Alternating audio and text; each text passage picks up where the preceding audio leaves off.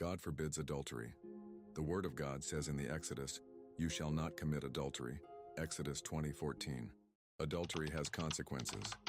The Word of God says in the Proverbs, "For by means of a harlot, a man is reduced to a crust of bread, and an adulteress will prey upon his precious life."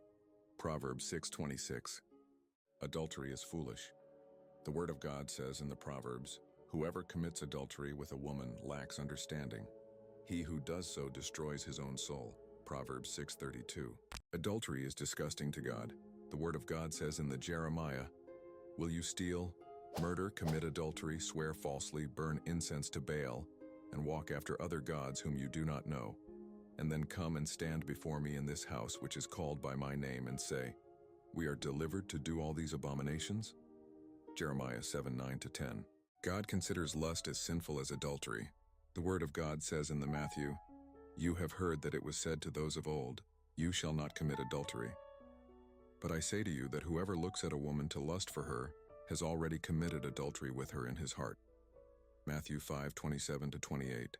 Divorce often leads to adultery. The Word of God says in the Mark, "So he said to them, 'Whoever divorces his wife and marries another commits adultery against her.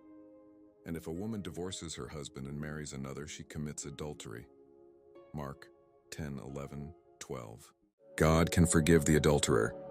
The Word of God says in the John, "But Jesus went to the Mount of Olives. Now early in the morning he came again into the temple, and all the people came to him, and he sat down and taught them. Then the scribes and Pharisees brought to him a woman caught in adultery. And when they had set her in the midst, they said to him, "Teacher, this woman was caught in adultery in the very act.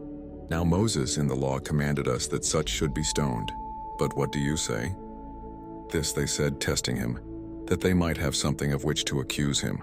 But Jesus stooped down and wrote on the ground with his finger as though he did not hear. So when they continued asking him, he raised himself up and said to them, "He who is without sin among you, let him throw a stone at her first." And again he stooped down and wrote on the ground.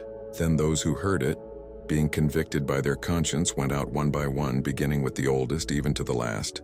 And Jesus was left alone, and the woman standing in the midst. When Jesus had raised himself up and saw no one but the woman, he said to her, "Woman, where are those accusers of yours? Has no one condemned you?" She said, "No one, Lord." And Jesus said to her, "Neither do I condemn you. Go and sin no more." John 8:1-11.